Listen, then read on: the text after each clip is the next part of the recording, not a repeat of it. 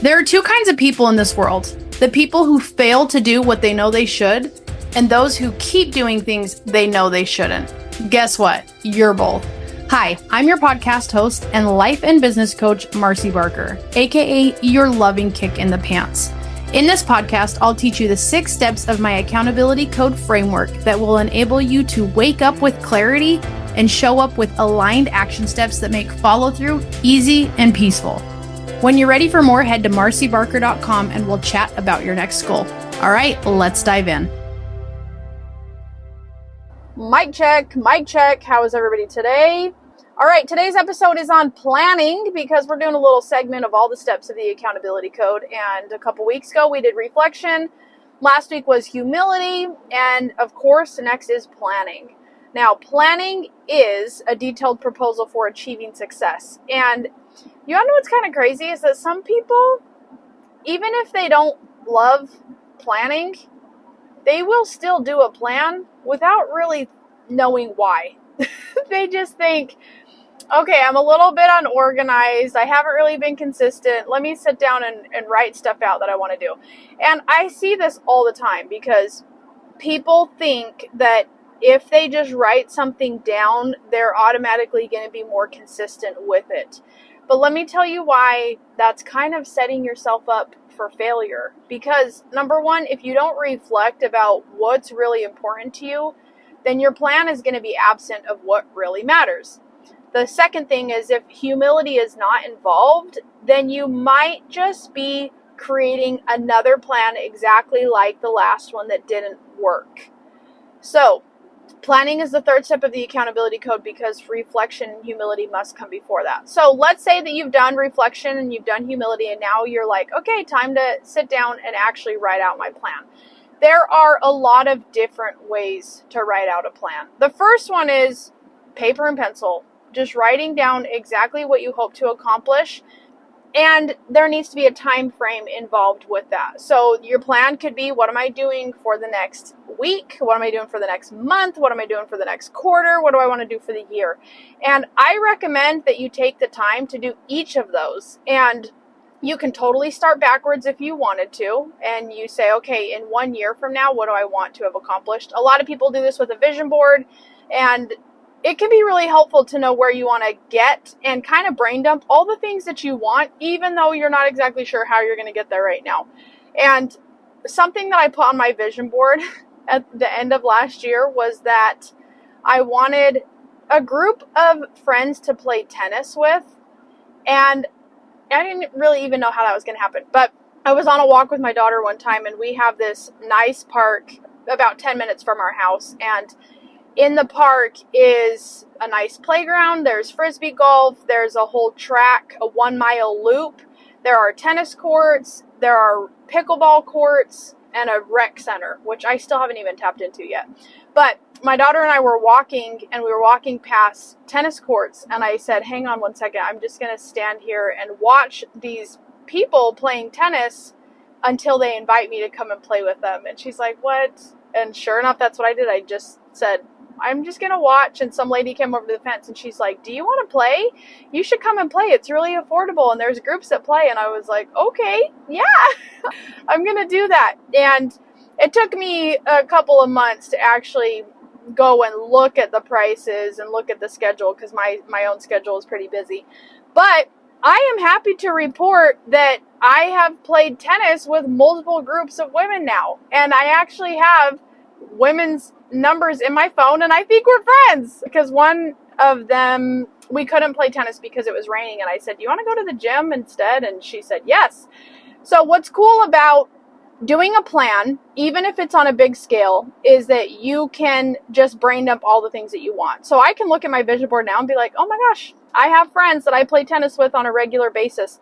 And just a couple days ago, I got added to another email list of just all of the ladies that play. And somebody said, do you want to play on Mondays for fun? And I said, yes, I do. Thank you. So planning on a big picture is a really great way to just get everything out and say what you want.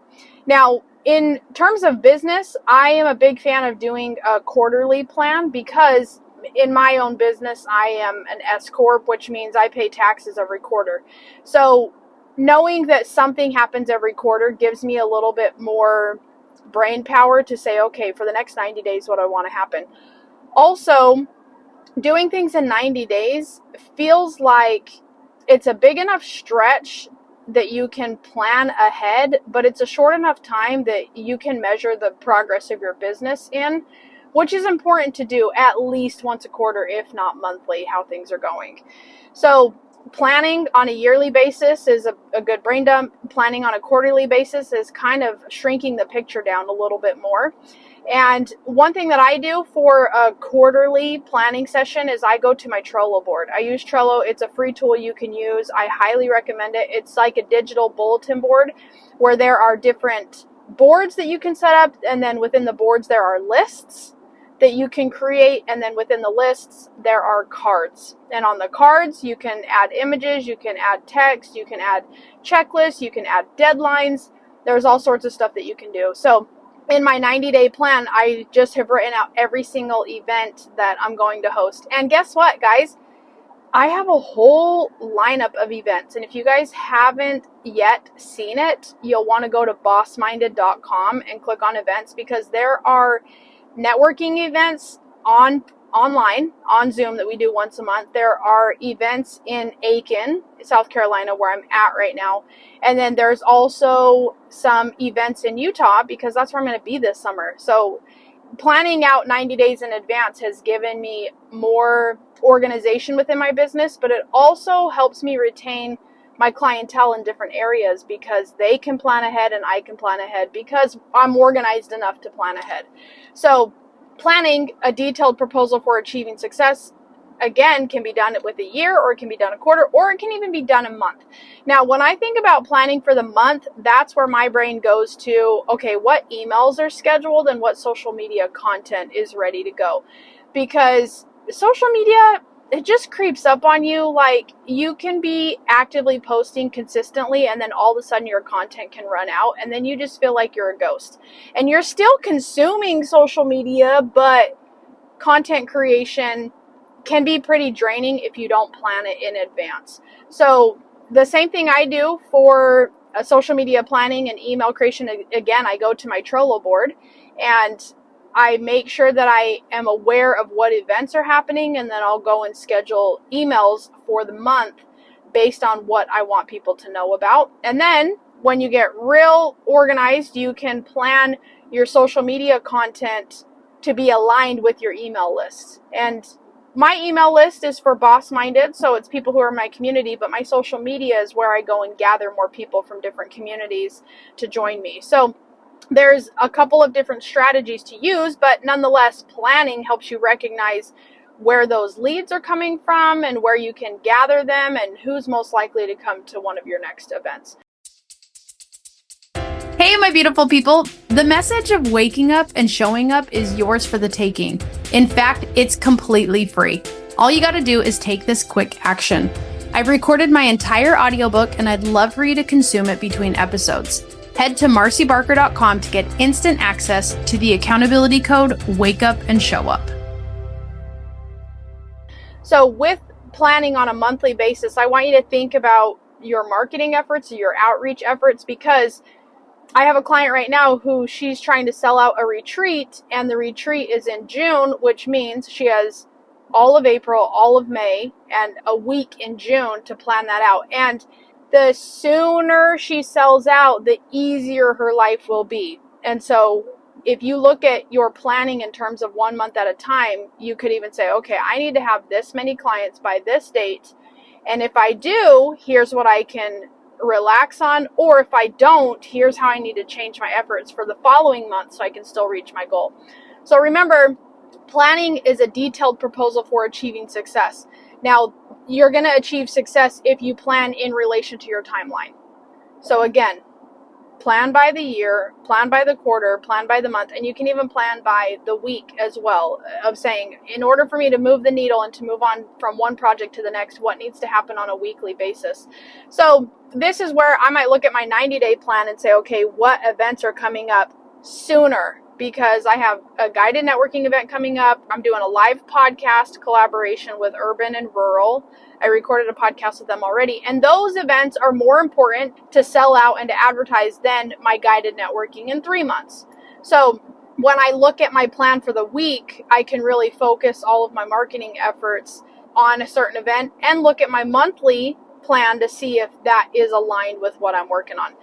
It also makes things easier when you define what you want to do, and writing down a plan or documenting a plan is you taking ownership over what you want to do. Because I can promise you, if you do not put together a plan, your days are going to be filled with somebody else's plan or somebody else's lack of plan. And I don't want that to happen to you, because that's neither fulfilling or productive.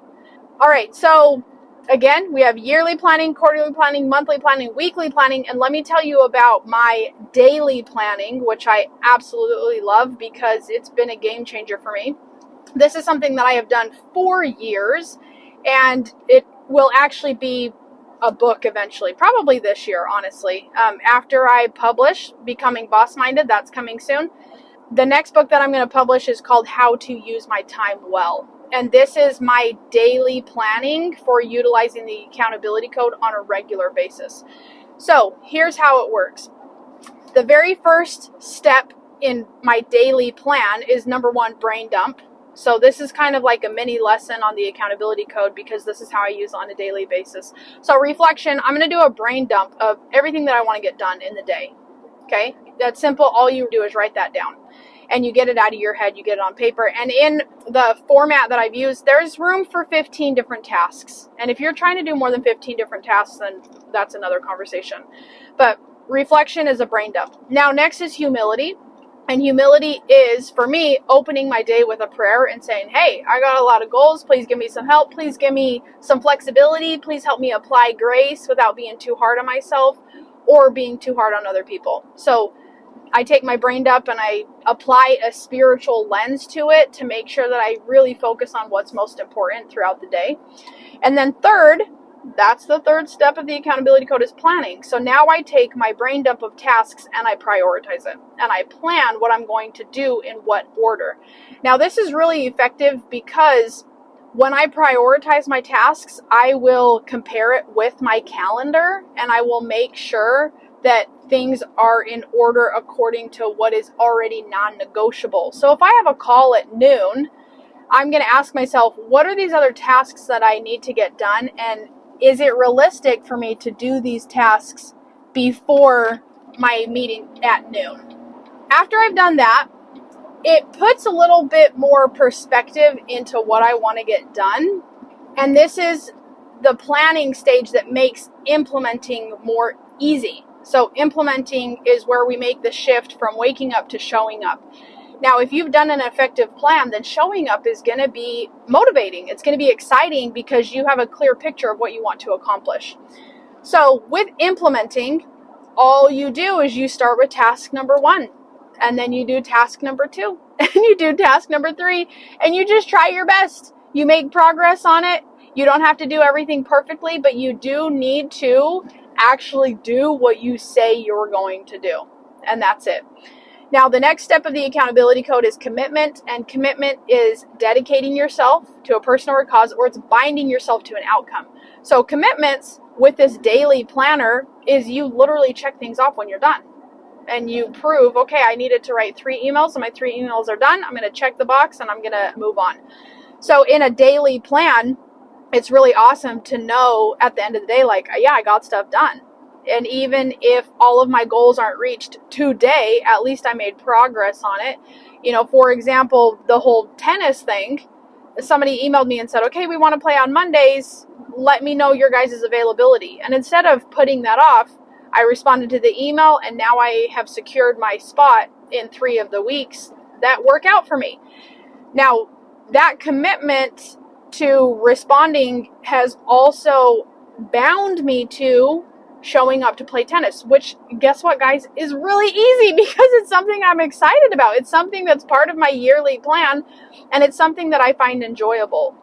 So putting this plan into perspective of different timelines, you'll find that your ability to follow through becomes easy and peaceful because there's just clarity there and you're filling up your calendar with things that you actually want to accomplish.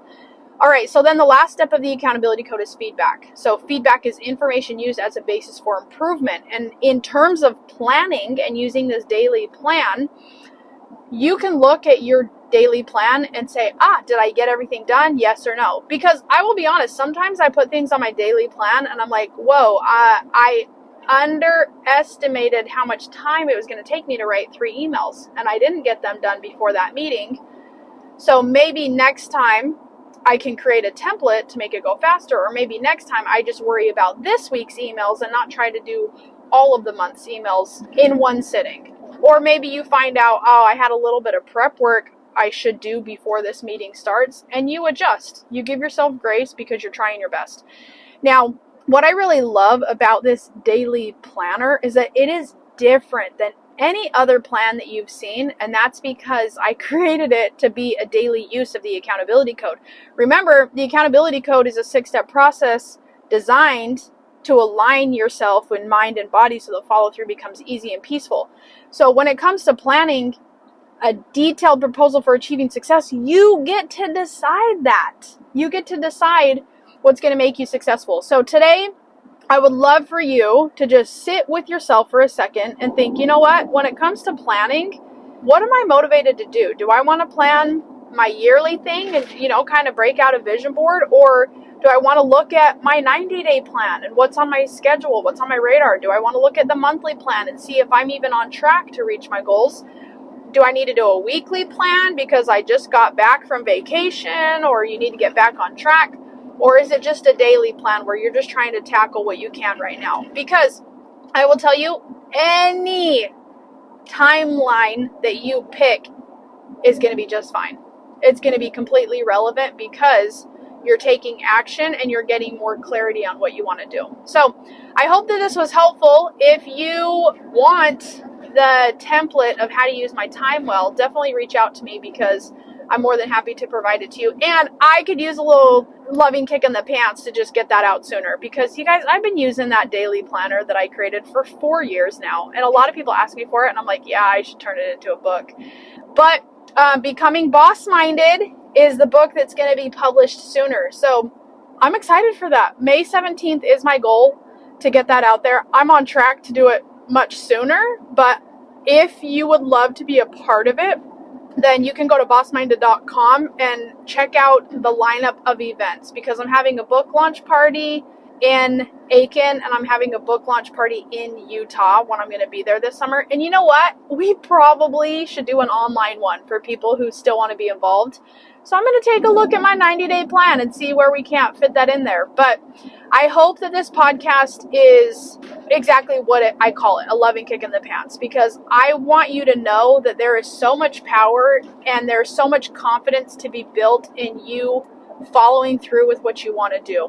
And every time I hear my intro, there's 2 kinds of people in this world: people who are doing things they know they shouldn't, and those who are not doing things they know they should. And really, my job as your life and business coach is just to help you refine that a little bit each day. I don't expect perfection, but I do expect you to be honest and to start taking action according to what you know you need to do, according to what is in your heart, because that's what drives all of our actions and our reasons for doing things or not doing things. So I love and appreciate all of you, and I will see you next week for another episode of Your Loving Kick in the Pants, where we continue the conversation on implementing. Thank you for listening, friends. If you got value out of this episode, I would love for you to drop a review or share this with a friend. Let's be real. Let's spread the word, because we all know someone who could use your loving kick in the pants.